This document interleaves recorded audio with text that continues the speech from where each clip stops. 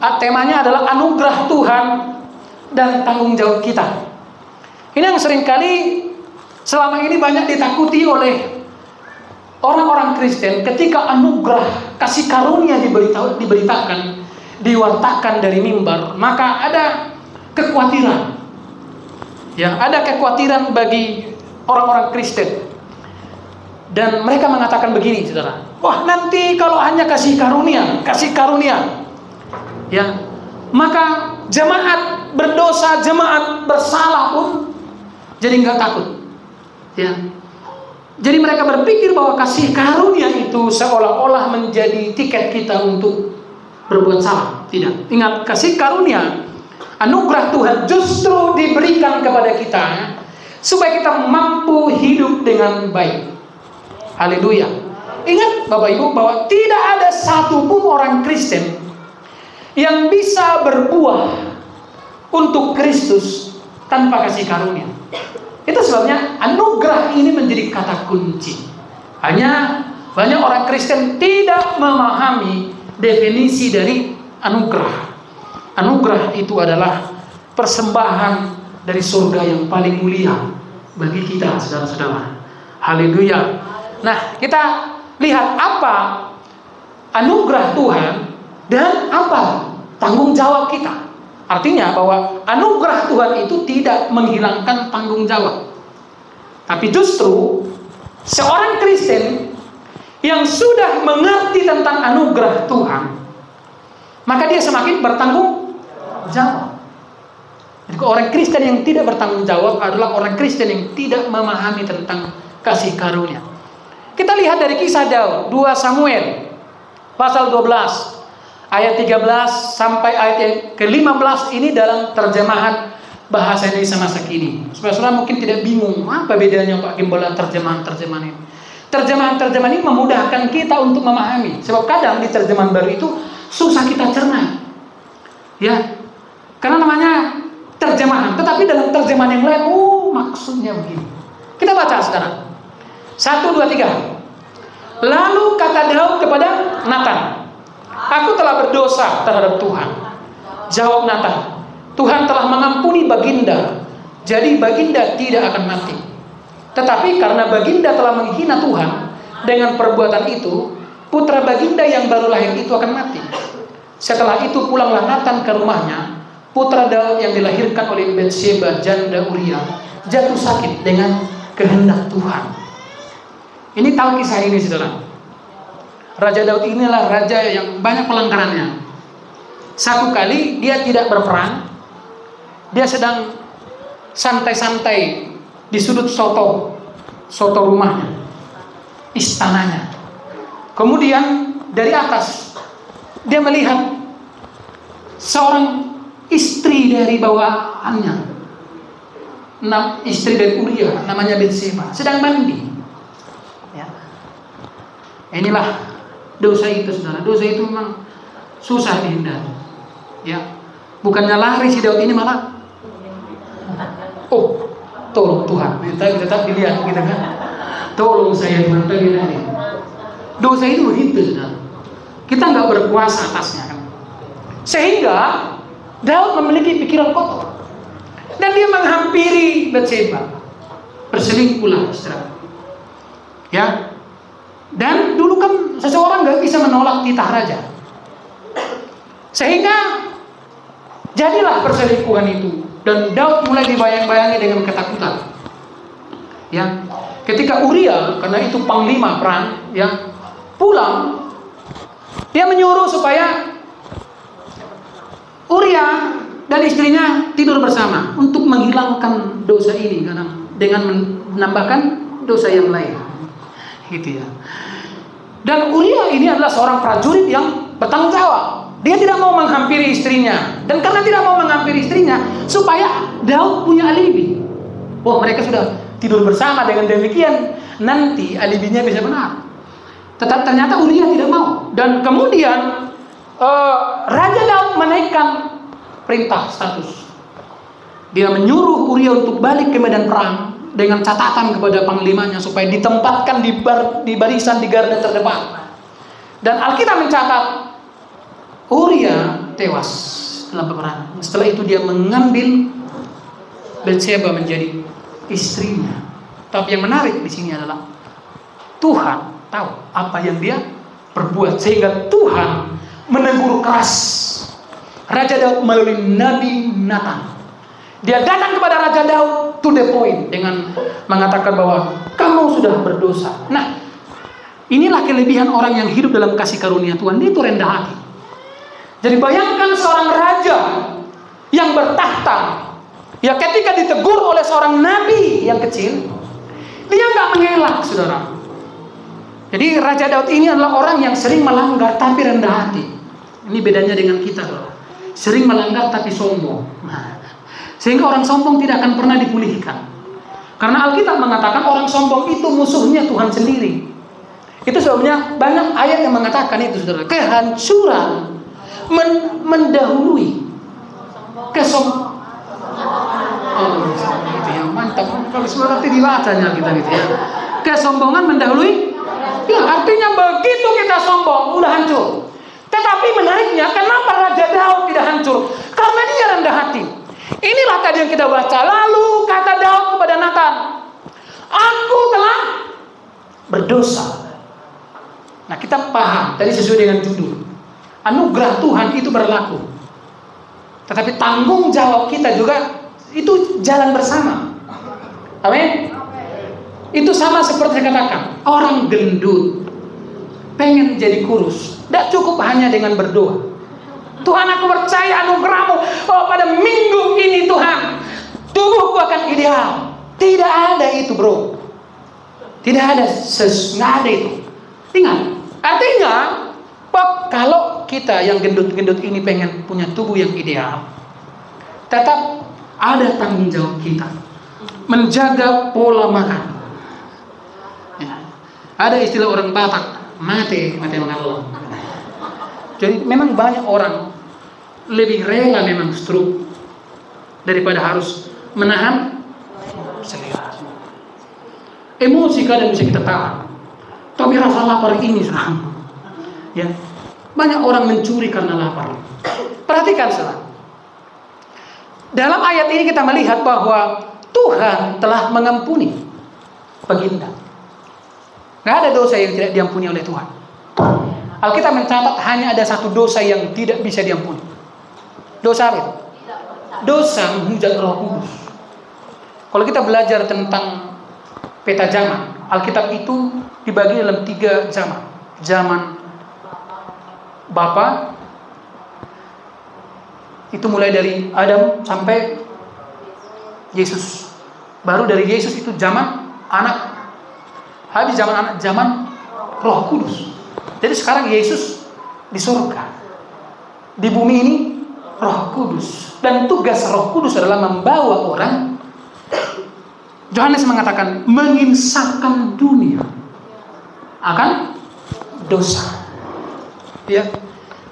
Jadi kalau Roh Kudus pun sudah ditolak, maka tidak ada ampun baginya. Tidak ada ampun baginya. Jadi tidak ada alasan bagi Tuhan untuk tidak mengampuni. Makanya 1 Yohanes mengatakan, jika kita mengaku dosa, maka ia adalah setia dan adil. Artinya tidak ada alasan. Dosa yang diakui, pelanggaran. Tetapi kita perhatikan anugerah Tuhan. Raja Daud itu menerima anugerah, kasih karunia dari Tuhan. Jadi baik dalam hal perbuatan yang baik maupun yang buruk, Tuhan itu tetap memberikan anugerahnya, pengampunannya. Walaupun Raja Daud itu sering melanggar, tapi pengampunan ada baginya. Itu makanya dalam Mazmur 32 ayat 1 sampai 5 dikatakan begini dalam terjemahan bahasa Indonesia masa kini. Mazmur Daud, nyanyian pengajaran, berbahagialah orang yang dosanya diampuni. Ini kan Raja Daud. Dia merasakan itu. Dan kesalahannya dimaafkan. Berbahagialah orang yang kejahatannya tidak diperhitungkan Tuhan. Dan yang tidak suka menipu. Jadi kan ingat. Jadi kalau penipu itu nggak mungkin berbahagia kan. Walaupun dia berdoa. Walaupun dia sudah diam. Contoh, dia sudah percaya Yesus. Kalau tak masih menipu dia, nggak akan mungkin, nggak ada orang penipu bahagia di dunia ini. Kalaupun dia bahagia itu hanya sesaat. Selama aku tidak mengakui dosaku, aku merasa merana karena mengadu sepanjang hari. Tahu merana ini? Halo? Tahu merana? Mau merana dulu satu minggu ini saudara, biar nggak pernah lo kurasakan merana ini. Janganlah ya. Jangan. Siang malam engkau menekan aku. Ya. Orang yang tidak diampuni dosanya, maka ada penghukuman. Itu sama seperti seorang anak yang tidak berani pulang ke rumah karena dia mencuri uang bapaknya misalnya. Dia nggak berani pulang ke rumah, tapi di luar dia sepanjang hari hidup dalam intimidasi, hidup dalam tekanan. Walaupun dia diajak kawannya makan mie pangsit, habis itu makan hamburger, saudara, tetap dia mau tanya dulu gimana dia pulang. Dia bayangkan wajah bapaknya yang kalau dia nggak bersalah aja ngeri gitu ya, nggak bersalah aja ngeri, apalagi bersalah. Wajah Bapa di sorga itu dengar dia terhadap dosa benci. Makanya dalam perjanjian lama muncul sering kata-kata binasa gitu ya, musnah, bunuh gitu ya, matikan. Artinya Tuhan tidak pernah sesekali kompromi dengan dosa. Setiap dosa harus menerima ganjaran. Ya, itu sebabnya dosa itu mendatangkan tekanan. Kesalahan-kesalahan yang tidak diakui itu mendatangkan tekanan. Ya, mendatangkan tekanan. Jadi ditekan sepanjang hari. Tuhan, tenagaku hampir habis seperti diserap terik matahari. Lalu aku mengakui dosaku kepadamu. Kesalahanku tak ada yang kusembunyikan. Aku memutuskan untuk mengakuinya kepadamu, dan engkau mengampuni semua dosaku. Kata mengampuni di sini lunas, sama seperti orang yang punya hutang. Ya, hutangnya, bayangkanlah misalnya hutangnya, katakanlah hutangnya 500 juta. Ya, dia hitung-hitung, dijual pun semua yang ada pada dia, yang ada pada opungnya, yang ada pada nemborunya, dihitung-hitung gak cukup melunasi hutang ini. Tapi kemudian seseorang melunaskan hutangnya. Coba gimana perasaan kita? Free, itu tadi kata lagu itu. Ku bebas, bebas, bebas. Orang gak bebas kan gak lepas menyanyikan itu kan? Kenapa namanya harus bebas? Saya bebasin pemimpin pujian. Dia bebas, apa yang dibebaskan? Dia nggak merasa dapat kebebasan, ya kan? Artinya dari dosa dibebaskan, sama seperti Raja Daud. Dari mana dia? Ingat ya, selalu saudara harus cerdas dan pintar. Ketika saya berbicara tentang dosa, maka saudara akan memaknai dosa dalam dua definisi. Ingat, dosa yang mendatangkan maut dan dosa dalam bentuk pelanggaran. Jadi Raja Daud itu melanggar. Tuhan mengampuni Raja Daud.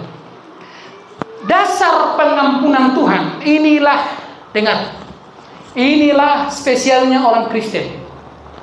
Orang Kristen itu spesial sekali. Pengajarannya berbeda daripada agama lain. Ingat, agama, minggu yang lalu saya mengatakan bahwa tidak cukup moral dan agama untuk menyelamatkan manusia. Sebaik-baiknya manusia beragama itu tidak menjamin keselamatannya. Karena manusia nggak bisa menyelamatkan dirinya sendiri. Perhatikan, dasar kenapa Tuhan mengampuni Raja Daud. Jadi kasih karunia pun sudah ada di perjanjian lama. Raja Daud itu banyak sekali mengecap kasih karunia Tuhan. Ya. Apa dasar Tuhan? Dasar pengampunan Tuhan itu bukan berdasarkan perbuatan seseorang. Ya.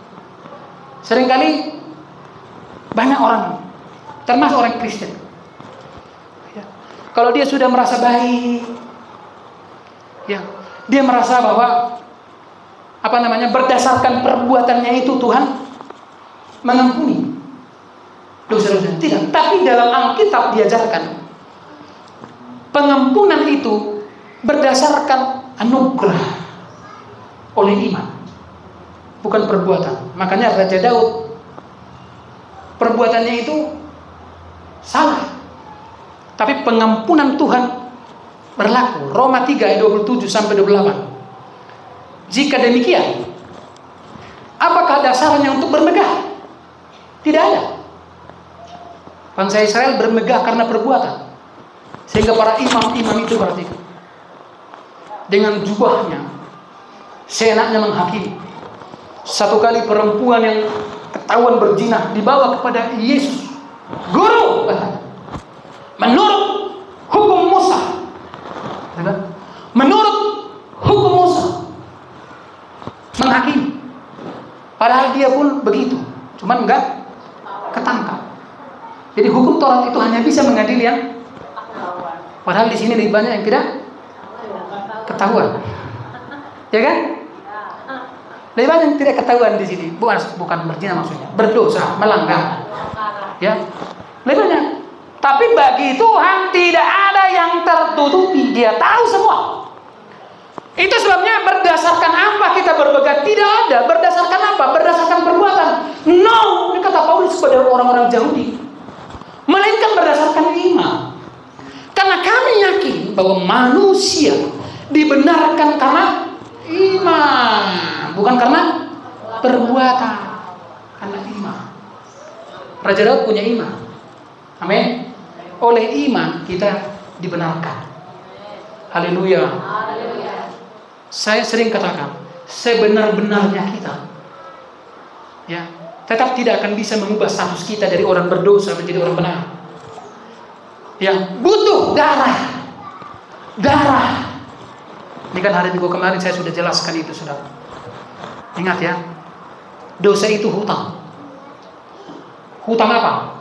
Hutang nyawa. Itu dosa. Artinya apa? Pengampunan hanya mungkin terjadi kalau ada nyawa yang menebus nyawa. Dan ingat, syarat penebusan ada dua. Satu, apa? Dia adalah manusia. Ya. Yang kedua apa? Sempurna. Di dunia ada manusia, tapi nggak ada yang sempurna. Di sorga nggak ada manusia, tapi sempurna. Itulah yang dikatakan oleh lagu Natal kita itu kan? Apa itu? Lagu Natal itu? Allah sendiri dalam rupa insan. Artinya Dia mengambil rupa manusia supaya darahnya, darah yang kudus. Tuhan kan nggak punya darah kan? Kira-kira nanti di surga masih punya darah nggak kita? Hah? Coba pikirkan dulu. Kira-kira masih punya darah nggak kita nanti di surga? Kalaupun punya darah, darah yang sempurna, nggak ada lagi golongan-golongan darahnya, saudara. Semua golongan darah Yesus. Ada satu gereja yang fanatik sekarang. Setiap ditanya, baru apalah kawinan? Baru Yesus katanya. Nggak diakui marga. Nggak merada dia katanya. Ya, baru apalah kau? Baru Yesus. Bah, ya, ada golongan darah nggak ada. Jadi golongan darah apa? Golongan darah Yesus katanya. Saya curiga jangan-jangan ini malaikat. Selama di bumi kita masih punya darah. Dan karena darah inilah kita sakit. Betul nggak? Semua kan diperiksa darahnya kan? Kalau sudah dokter sudah mulai bingung, nanda aku usah ini. Periksa darahnya. Periksa sekali lagi periksa. Dari darah kita tahu semua jenis-jenis kesehatan manusia. Kolesterolnya stabil, gulanya stabil atau tidak. Itu semua dilihat dari darah. Amin? Amin? Dan itulah saudara-saudara, makanya manusia sakit. Manusia bisa menjadi tua, bahkan mati itu karena dosa. Ya. Jadi ingat saudara-saudara, Tuhan mengampuni manusia bukan berdasarkan perbuatan. Kalau di agama-agama diajarkan bahwa, kalau kau baik Tuhan mengampuni. Jangan ingat, pengampunan Tuhan tidak berdasarkan perbuatan. Itu sudah final. Tapi oleh iman. Amin. Haleluya. Selanjutnya saudara, anugerah Tuhan, perhatikan ini ya. Anugerah Tuhan kan diberikan cuma-cuma, namanya anugerah. Contoh, kalau orang karena bekerjanya masuk kerja, contohnya katakanlah di tempat usahanya Mama si Gaby ini orang kerja, kemudian dibayar, itu namanya apa? Upah kan? Tapi bayangkan ada seseorang yang tidak pernah bekerja untuk dia, Mama si Gaby, tapi tetap dibayar. Maka itu namanya apa itu? Itulah namanya anugerah. Dia nggak ngapa-ngapain, orang sudah berkeringat, ya kan? Mengangkati. Saya lihat di kampung kami begitu. Kalau udah bicara uang memang, di kampung kami kan karet banyak. Karet itu sampai 70 kilo loh. Yang kalau orang gak ada tantangannya, mana bisa diangkatnya 70 kilo. Berat badannya itu 60 kilo. Tapi kalau dibilang 1 kilo nanti ongkosnya ini 500, katanya diangkat. Manusia memang kalau motivasinya besar, kekuatannya tambah, betul nggak? Contoh, ada orang takut lewat kuburan kan? Ada sini takut lewat kuburan? Tapi coba kalau di kuburan sana ada 2M katanya, takut nggak dia itu? Keberanian muncul, saudara. Itu makanya pencuri yang ketangkap 2 meter, 3 meter pun dilompatnya. Tapi kalau lagi nggak ketangkap, dia nggak mampu. Artinya bahwa kekuatan manusia itu nggak terbatas, tergantung motivasinya. Itu sama seperti saya pengen kurus, tapi motivasi. Makanya pernah saya bilang sama si Daniel itu, bisa kurus. Berat kan, tapi coba kalau kau bisa kurus dalam 3 bulan ini, dikasih kau 1 vario katanya, kurus nggak? Vario. Tapi ini nggak ada tantangan kan? Saya lama bergumul supaya jadi gemuk. Dulu saya kurus, nggak ada wibawa, udah hitam, miskin, kurus lagi kan seperti nggak ada harap. Sehingga dari situ saya berkata kepada jiwaku, hai jiwaku, ayo bekerja sama. Jadi gemuklah saya, jadi over. Ingat motivasi yang nggak ada ya jemaat ini. Pak Gem kalau bisa turun 3 bulan ini 10 kilo, saya kasih 1 Innova katanya. Berani? Datangnya. Tenang, lah tahu katanya. Yang bercandanya aku jangan terlalu serius pun kamu bercanda kan. Bercandanya aku jangan terlalu serius sudah. Ya, jadi ingat ya, ada konsekuensinya. Anugerah Tuhan itu pemberian. Jadi keselamatan itu diberikan gratis. Itu sama tadi seperti saya katakan, ada orang tidak bekerja kepada Mama si Gaby ini, tapi tetap digajinya. Itu namanya anugerah. Ya, kita tidak pernah berusaha, nggak ada keringat kita itu untuk keselamatan itu. Itu diberikan Tuhan cuma-cuma. Amin. Gratis. Asal percaya. Kan itu yang kata lagu itu. Bisa tiki parasia dileho Tuhan tai ganuk jolma dubui majalo syarat darok syarat asal mah. Jadi keselamatan itu seperti ini. Katakan keselamatan.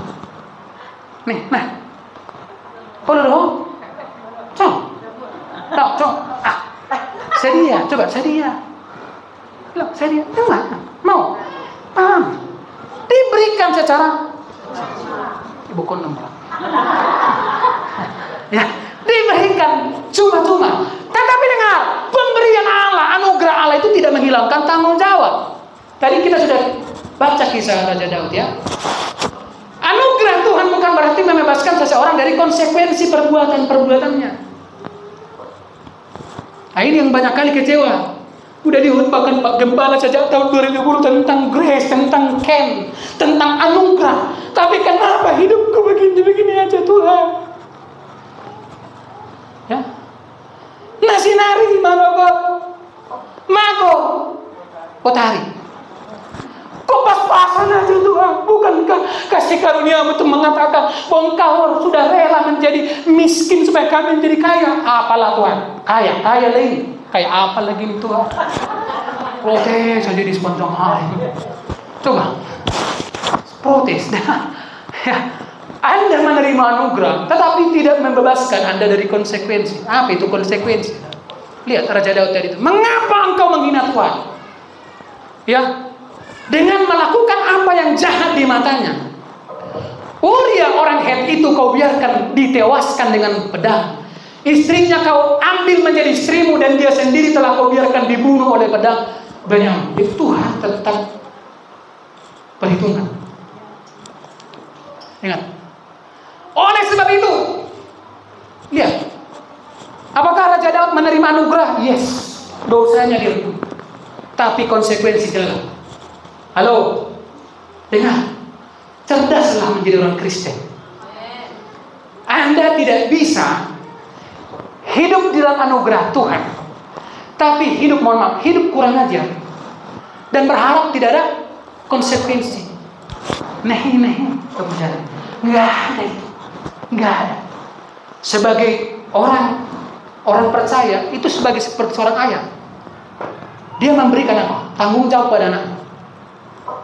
Kadang kan dibiarkan, pasok bos, pasok kadang masuk tiga di mana. Ada seorang orang tua yang bijak. Itu biasakan kalau anak Anda katanya ketinggalan buku di rumah, terus tiba-tiba sesudah dia ke sekolah jam-jam nanti mungkin jam 11 di telepon, tolong Pak antarkan buku-buku katanya. Jangan pernah diantar. Nah, mana satu lebih aku tak bodoh. Memang kadang jangan diantar. Memang sebaiknya jangan diantar. Artinya apa? Dia harus tahu konsekuensi. Gitu kan? Kalau terus nanti memang apapun persoalannya langsung kita di depan. Lama-lama di belakang terus dia. Makanya anak-anak yang tidak pernah diajari mandiri terus di belakang dia. Udah bapak-bapak pun nanti dia. Udah mama-mama di belakang terus dia. Gak berani bertanggung jawab. Tapi menyalahkan. Satu, apa ciri-ciri bapak-bapak dan mama-mama termasuk yang tidak bertanggung jawab? Selalu menyalahkan. Alami ngomong, coba jangan godak sama nih. Nah, diulakin musik. Itu karena tidak bertanggung. Orang yang tidak bertanggung jawab itu pasti menyalahkan. Tapi orang yang bertanggung jawab itu sudahlah, aneh gitu kan. Kita lihat lagi ke depan. Beginilah firman Tuhan. Bahwasanya malapetaka akan kutimpakan ke atasmu. Lihat ya. Halo. Karena kamu jatuh dulu. Lihat, dia diampuni ya, tapi konsekuensi jalan. Bahwasanya malapetaka akan kutimpakan ke atasmu yang datang dari kaum keluargamu sendiri. Aku akan mengambil istri-istrimu di depan matamu dan memberikannya kepada orang lain. Itu dirasakan Daud itu. Istrinya ditiduri orang lain. Ya. Orang itu akan tidur dengan istri-istrimu di siang hari. Sebab engkau telah melakukannya secara tersembunyi. Tetapi aku akan melakukan hal itu di depan seluruh Israel secara. Ini konsekuensi. Coba ini perhatikan serius ini ya. Jadi segala perbuatan pelanggaran yang kita lakukan sembunyi-sembunyi, itu kan Yesus pernah tegaskan itu. Semua perbuatan yang dilakukan di tempat gelap akan disingkapkan di tempat yang. Itu makanya banyak orang, katakanlah udah melanggar dia, udah dinasihati, jangan lagi kau ulanginya, jangan kau ulangi lagi. Wah, dilanggar lagi, jangan kau ulangi, dilanggar lagi. Satu waktu kampung datang, dimasak, diarak, kan? Ada kan gitu diarak, dipermalukan, kan itu? Karena semua perbuatan dilakukan di tempat yang tersembunyi, perbuatan gelap memang akan disingkapkan secara terang.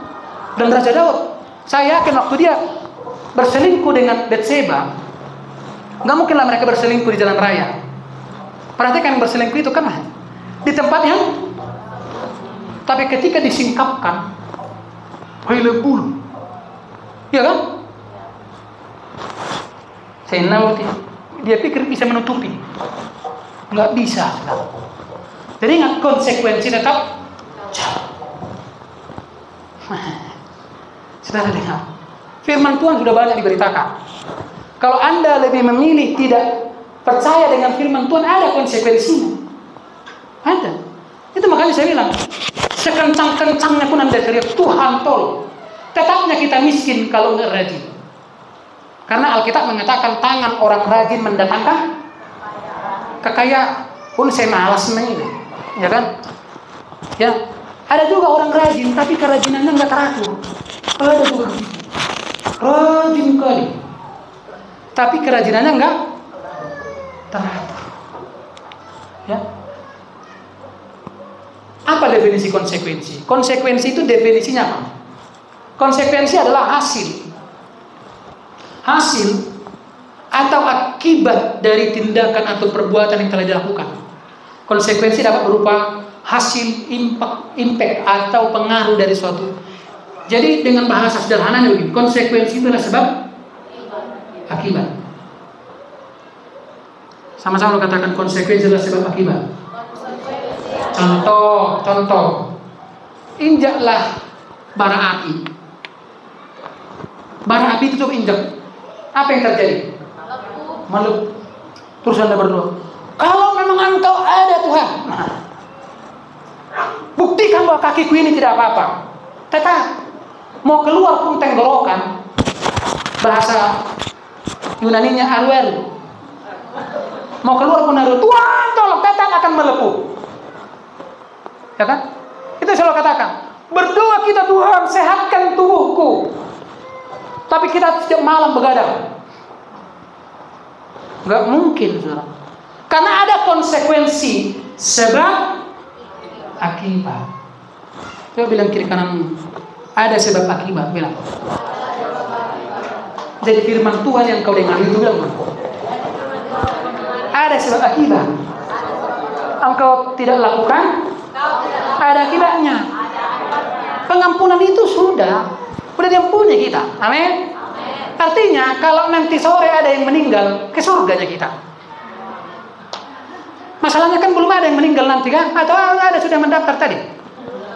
Dia memesan peti matinya. Tak tahu udah dipesan di Maria sana. Kan belum. Kita masih lama ini kan? Nah, di dalam waktu yang masih lama ini, kita masih membutuhkan banyak kalender kan ini kan? Ini kalender udah mau dicetak ini. Ada yang masih menerima kalender ini, saudara? Gratis. Atau yang pakai tahun ini kami nggak menerima kalender karena Roh Kudus sudah bicara tadi malam. Aku dan saya rumahku berangkat nanti pada tanggal 31 Desember. Nah, memang nak boleh jalan kalender ini kan? Jangan lagi diterima kalender itu. Tapi ingat, kalau kita masih hidup, ada sebab akibat. Kalau firman Tuhan itu nggak didengar, ada sebab akibat. Firman Tuhan adalah apa? Kehidupan. Setiap cara hidup yang tidak sesuai dengan itu akan ada konsekuensinya. Ada tanggung jawab kita. Ada tanggung jawab kita. Jadi hati-hati, saudara. Ada tanggung jawab kita. Kalau tanggung jawab tidak dilakukan, wah, ada istilah bahasa dunia, kusir ada tanggung. Bagilah, kusir ada tanggung dia. Contoh mana, bisa sering menitakku pisang nihala. Satu kali lolos, 2 kali lolos, bawa coklat. 3 kali pas ada yang lihat. Lah, contoh sepak mana contohnya? Abang baru atau opung. Ada kuliah kemarin ambil coklat. Ya kan? Ingat. Siapa? Katanya. Memang sering hilang kuliah. Dikasih tahu. Datang bapak mak dikasih aja. Kok nang berulangi dah? Diulangi sekali lagi sudah. Kalau nggak bisa lagi, contoh kita yang menasihati. Yang kedua, yang menasihati siapa? Kantor polisi. Kalau sudah hati-hati polisi sudah, ujung-ujungnya kemana? Minimal mardadu. Kan gitu ya. Amsal 13 ayat 13. Coba kita baca bersama-sama. 1, 2, 3. Siapa mereka yang beriman, ia akan menanggung akibatnya. Tetapi siapakah kepada perintah akan menerima balasan. Sudah jelas kan? Sudah jelas nggak ini? Halo? Boleh berekam tuh dulu? Kata dah bu, seminggu pakai malah tubuh nemu bereng kan? Kata spion. Orang mau pengen nemu bereng dulu, lah aku tubuh bereng. Masalah lu terus masalah. Firman Tuhan yang di masalah ya. Nasa 5 tahun asal dingo. Nah, tahu kau, aku masih kuingat dulu 15 tahun yang lalu kesalahannya. Kuingat itu. Pas medipal muli ni naborui. Naborui bisa diingat di mana muli. Tapi dia bisa diingat. Itu nggak bisa melihat ke depan. Selalu melihat itu kaca spion namanya. Coba lihat ini. Jadi ini sudah jelas. Orang meremehkan firman menanggung apa?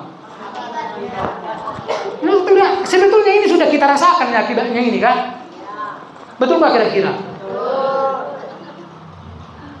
Udah dibilang mengampuni, nggak mampu kita. Akhirnya kita tidak hidup dalam kebahagiaan yang sejati. Orang yang tidak mengampuni itu, dengar ya, orang yang tidak mengampuni itu sama dengan orang yang tidak diampuni. Orang yang tidak diampuni itu sama dengan DPO. DPO surga dia. Contoh DPO itu boleh. Pernah nggak lihat berani dia duduk di kokto? Orang DPO. Di mana dia duduk? Di tempat di mana orang tidak pernah duduk. Makanya pun gitu. Padahal ada orang misalnya nggak tahu nama saya. Itu hidup dalam ketakutan. Orang yang tidak diampuni hidup dalam ketakutan. Takut semua dia. Itu yang disebut dengan punishment itu ya. Vonis, kan itu dia vonis. Udah divonis. Jadi dia seperti orang yang sudah divonis tapi melarikan diri. Itu seperti kalau si Sambo kan sudah dihukum dia, jadi nggak lagi ketakutan si Sambo. Yang takut itu sekarang yang masih berkeliaran. Kita ini masih berkeliaran, melanggar, masih menuntut kan gitu kan. Hidupnya pelanggaran aja, tetapi Tuhan tegakkan keadilanmu, kata coba lihat. Datang Tuhan, nah suara, unang maju, kamu maju Tuhan ini. Agar kamu Tuhan mungkin gembala pengalih benar-benar. Coba kalau kita Tuhan tunjukkan keadilanmu ya. Kalau Tuhan kalau aku tunjukkan keadilanku hari ini yang kau mampus. Dengar ini saudara. Jadi siapa meremehkan firman? Hormati firman. Amin. Yang menghormati Pak Prabowo sekarang sudah dibawa. Kemarin saya nunggu juga, siapa tahu saya dapat bayar dari Pak Prabowo. Ini minimal jadi staf khusus, udah persiapkan baju. Ya kan? Artinya orang yang menghormati firman Tuhan. Lihat, Obed dari Edom, namanya Obed. Dia membuka rumahnya. Tahu Tuhan berapa bulan di rumahnya? 3. Tapi apa yang terjadi dengan Obed? Sampai Raja Daud mendengar berita itu. Orang yang miskin tadinya, yang banyak utangnya, banyak masalahnya, sekarang sampai di telinga Daud. Bayangkanlah kalau beritamu sampai kepada Pak Prabowo. Oh, si orang Edom itu, gara-gara Daud itu, sekarang sudah banyak punya perusahaan-perusahaan. Indomaret yang Simpang 2 punya dia, yang di Baliran punya dia, yang di Semarang sana, Siborna sana pun punya dia itu. Satu lagi, di mana lagi? Si Jenny, saya buntu, punya dia semua itu. Ini kadang kita beda, bukan aset. Ya mohon maaf lah, kadang si bayar di sana dong. Sehingga kadang udah Tuhan, kalau Engkau mengizinkan aku tidur malam itu, jangan biarkan lagi aku bangun Tuhan, katanya. Kalau doa amin terherum sih. Dan boy mau deh. Coba tengok. Karena tidak menghormati firman. Ada konsekuensi, saudara. Obed menghormati firman.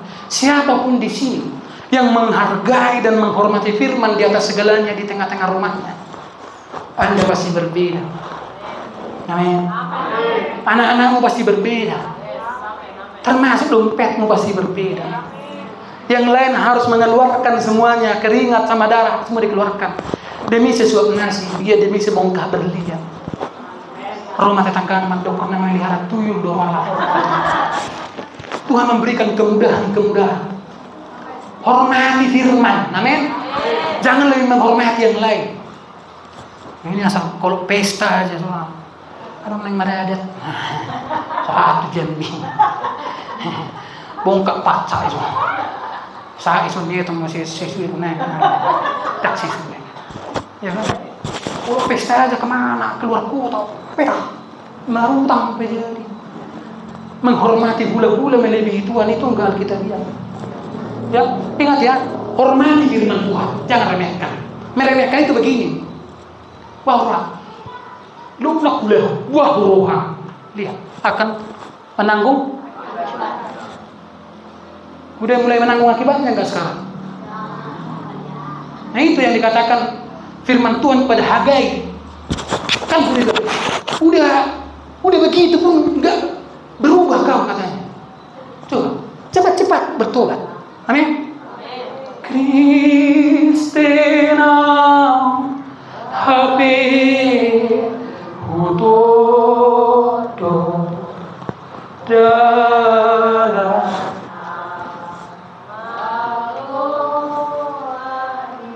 dalam hama kuat tuh mangalulun hangoluan do todong. Mulai sini sampai tuar satu dalam diri todok kamu. Ulang mereng gagali masliu be merputar mata. Tengok toh 5.000 sudah merenggut yang berharga dari hidupmu. Jangan pernah melacurkan diri demi uang. Amin. Perek si Tom Lembo. Kristus tidak Thomas Pak. Dengan indikasi kerugian negara 400 miliar. Kasihan Chandra Dewi. Saya pun jadi ikut di persidangan itu. Apakah Anda pernah menerima? Oh, saya tidak pernah. Tidak. Memang dia membuktikan dengan perkataannya tidak pernah menerima sepeser pun dari suaminya. Anda lah sebagai hakim-hakim yang memutuskan. Malu. Bayangkanlah betapa syoknya anaknya. Sepatumu pun rupanya dari Alkitab mengatakan barang siapa loba terhadap uang akan jatuh dengan uang. Cukupkan dirimu dengan apa yang ada. Kalau saudara masih mengontrak hal ini, katakan terima kasih Tuhan. Amin. Haleluya. Yang sudah punya rumah jangan sombong. Si mau kamu ruang mengontrak lebih gimana? Tetaplah rendah hati. Haleluya. Bagaimana kalau engkau punya segalanya? Ya. Kalau mereka segala, engkau punya segalanya. Ya. Jadi hormati firman. Bilang kiri kanan hormati firman. Bagi hodo ini mojo. Orang terima aku. Talenta satu dua. Tidak talentaku. Amat talentaku tidak menghormati firman. Ini mau tunggu siapa mana? Nggak mulai tangguh kuat tidak teman-teman. Orang lewat. Bayangkan lewat apa yang namanya itu es krim. Es krim. Anaknya minta. Bingung mana ngarung nang belah harga 2.000 jemuna. Masuk ke kamar Tuhan. Ayah ada bagi aku Tuhan. Sampai ini. Ada bagi aku Tuhan. Dia malah pekarangan nabi aku tuh orang. Pekarangan nabi harus dia kedudu. Dekat jauh. Oleh cita-cita menjadi orang kaya. Tangan orang rajin mendatangkan banyak menabur. Ini asal bulan menabur naik ke gudang do. Saya akan melihat dari perspektif ini ya. Saya akan menyebutkan 7 alasan. Banyak kali alasannya untuk tidak memberi. Mana tuh sama coba. Nggak usah teriak-teriak. Orang yang tidak suka memberi nasibnya adalah nggak ada yang dia tuai. Karena kalau orang yang tidak pernah menabur menuai namanya jagung ini sih betul. Coba untuk hira-hira. Tiba-tiba menjamur jagung mana si adong jagung nak. Lo mati tangga. Palang di doa nak. Tersing. Sungguh curiga dengan mereka. Bisa banyak jagungnya. Kok bisa menuai? Tidak pernah? Yohanes 1:4. Dalam dia ada hidup. Dan hidup itu adalah firman itu adalah kehidupan. Anda sudah menerima anugerah. Yes. Tapi kalau hidup tidak sesuai dengan firman, ada didiklah anakmu. Maka anakmu akan mendatangkan kesejahteraan bagimu. Ini enggak. Dengar, setia pun engkau ibadah. Orang enggak ibadah datang ibadah dia, saking setianya. Tapi kalau engkau enggak mendidik anakmu, satu waktu anakmu akan memberikan apa? air mata. Terus engkau salahkan. Wah, nah. Tugas mendidik anak tanggung jawab siapa? Engkau tikir leh, alah, sudah pasal. Diputar piring. Dia pintar. Udah mulai ke SMA mana putar sama piring. Wah, nama dibawa ke tempat gereja. Orang dapat diterbosong. Dia soal doang. Saya dia belenok turun nambut timbul berubah. Saya Pak, kadang udah kayak dukun namanya. Pernah datang ke sini dulu.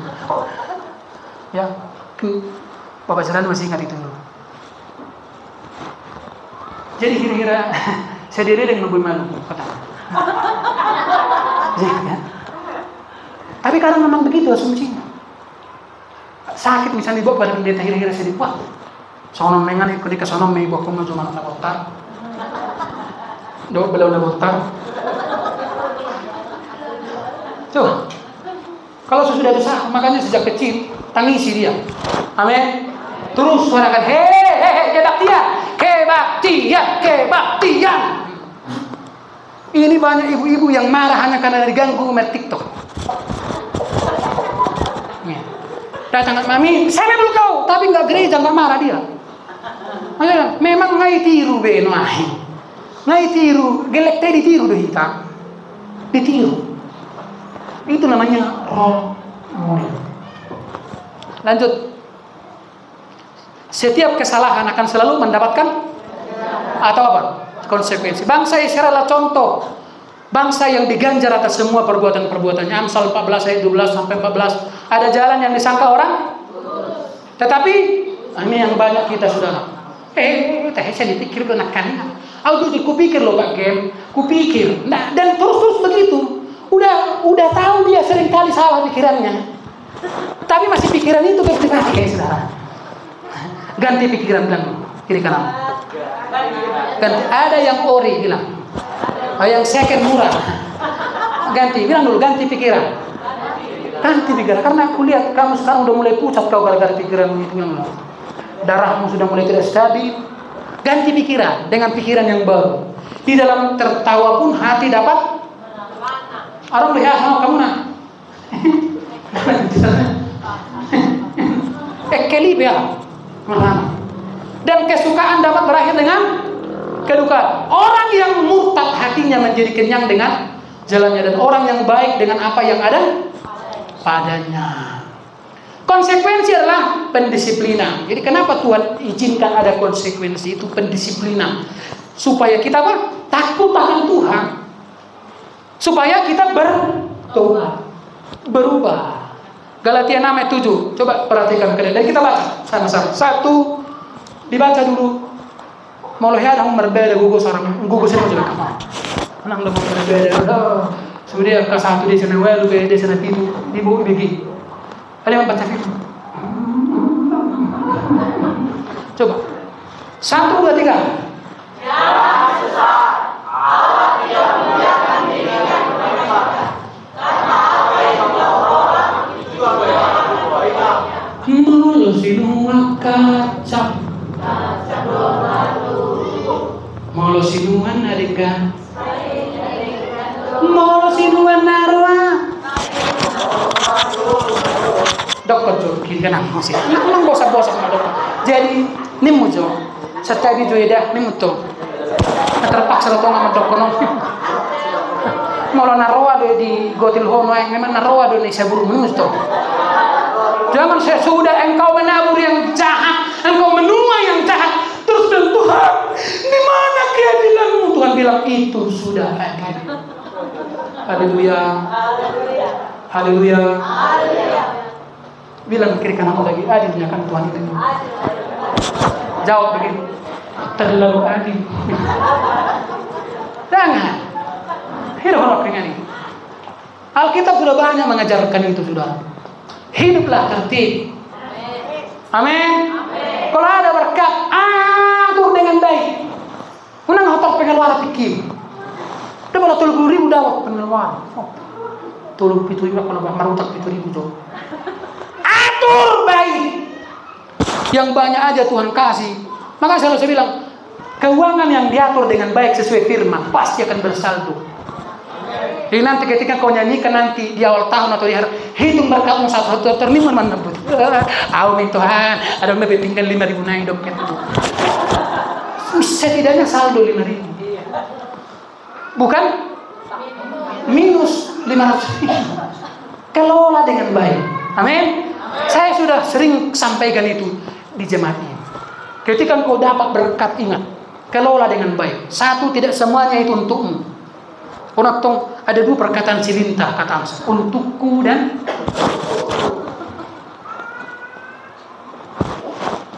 akhirnya kurang. Keuangan itu loh, ingat, itu punya hukum. Uang itu punya hukum. Udah bagus, udah luar biasa kali Tuhan itu ada hukumnya. Ada yang mulai Tuhan. Alkitab mengatakan tabur sebagai benih.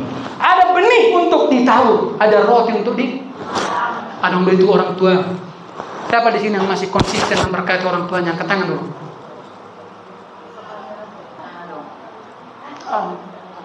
Unang andung mate, seromo tubur, ibu koma lapet datang. Bapak Uma, narobe si Marteno. Waduh, aku solo mami bapak. Dia madu, pati nana ngelak popum satu.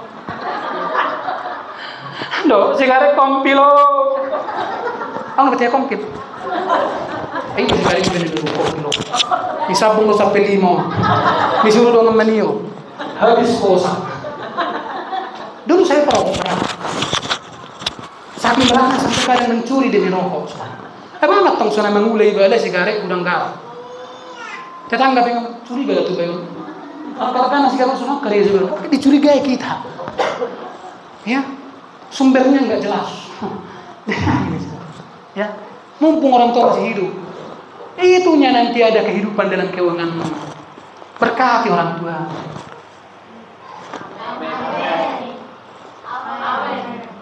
Memang ada orang tua. Berkati kalau masih hidup kirimkan. Orang di rumah kasihnya. Lagi seorang di rumah. Saya sudah lakukan itu dulu. Berapa kali kami bawa makan di restoran di Siantar itu. Sampai si berbeda di rumah. Mau berkulit itu. Disokol, anu saja orang-orang mau katanya. Kalian ngetap di mana? Tap itu. Uzuri maluko. Apa tancap? Tupama baina somala. Ang debe musik. Satu permati rumah tapi ngasuh saya mah. Mangul be, mau mak na bapak. Ngambil dulu materi untuk kena musik pengeluaran musik itu juga. Dengar. Hormati selama engkau tidak menghormati Tuhan dari keuanganmu. Selama itu engkau tertawa mah. Kalau masih ada tertawanya, marana. Hormati Tuhan, ingat ada benih untuk ingat itu selalu. Haleluya. Walau gaji aku ingat Tuhan. Unang langsung baik pengeluaran lemu. Sedangkan utuh kurang nih mau kerota atas saya mundur. Tak terlalu apa pang. Lomong atur mas biaya teman.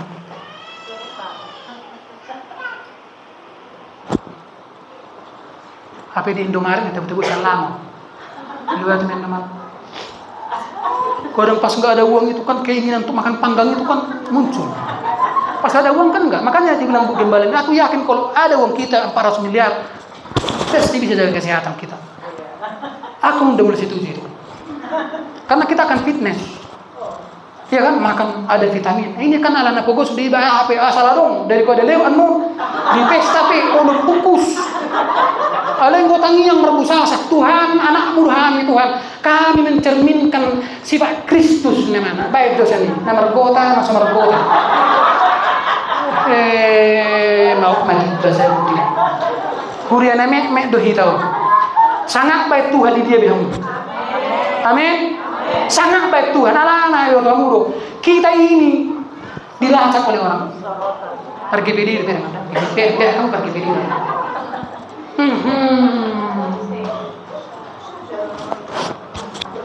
Pergi dekat dengan nomor kota. Ada bahasa pesan mana? Ini nama-nama saya. Ya. Nah, semar potas yang naik. Apa yang ditabur? Jadi Anda sekarang sedang menuai dari apa ya? Las marohana. Las marohana. Sunah bulan ciki menaburi las marohana. Menuai be walaupun pohako. Tahu poha? Nggak ngerti poha?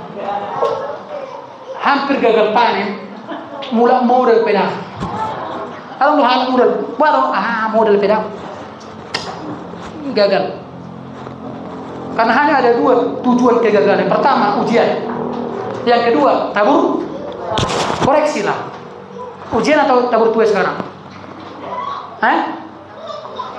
Kegagalanmu kalau ada yang gagal ya, saya yakin berhasilnya semua. Dari wajah saudara, wajah-wajah berhasil nih, berhasil gagal.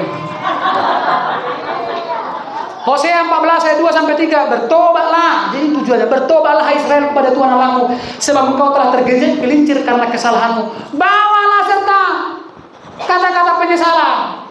Ya, ini ditunggu Tuhan. Bertobat kepada Tuhan, katakan kepadanya, punya aku Tuhan. Kristen nama behutondo. Dalam kamakuan itu ngaci Tuhan. Ngaci dengan dong kebahagiaan nani Tuhan. Mau pengen susah Tuhan. Kalau mau manuk. Ada nggak sama nih?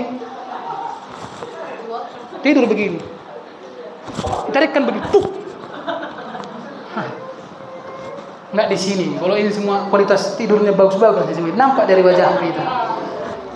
Bagus-bagus. Kalau udah bisa tidur 2 jam udah puji Tuhan. Ya.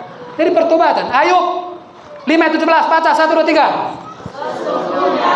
Berbahagialah manusia yang ditegur Allah. Sebab itu janganlah engkau menolak. Jangan tolak didikan yang Maha Kuasa. Amin.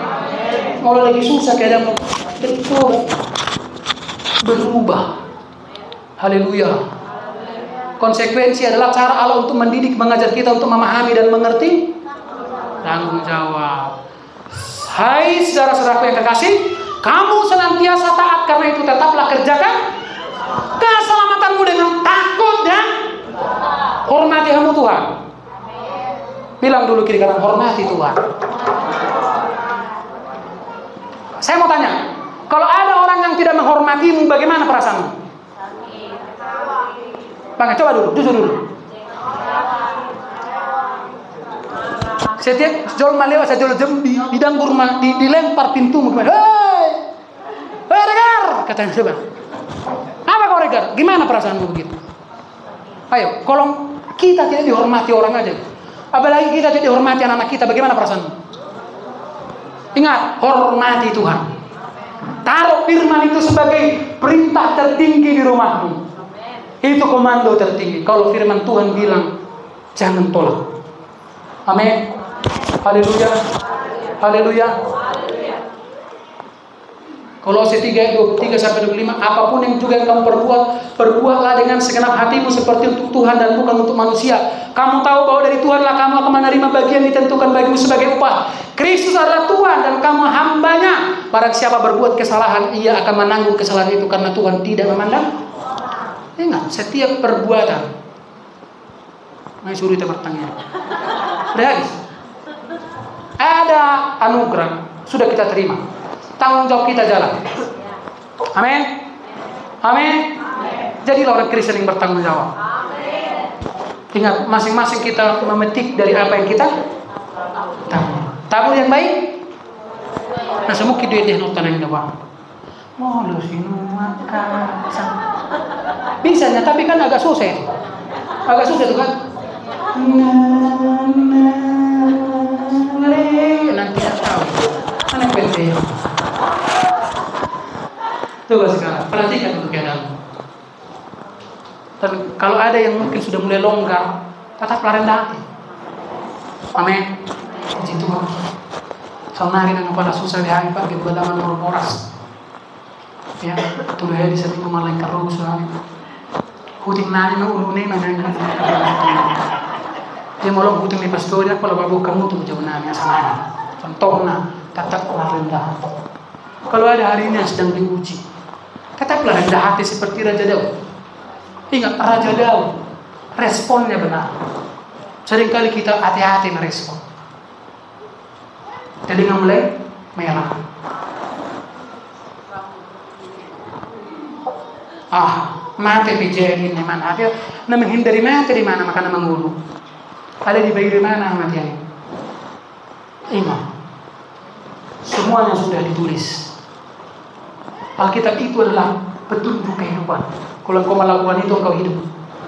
Barang siapa menghormati firman, dia akan menerima ganjaran. Tapi orang yang meremehkan firman mendapatkan apa? Akibat. Puji Tuhan. Mari tundukkan kepala. Para pelayan perjamuan kudus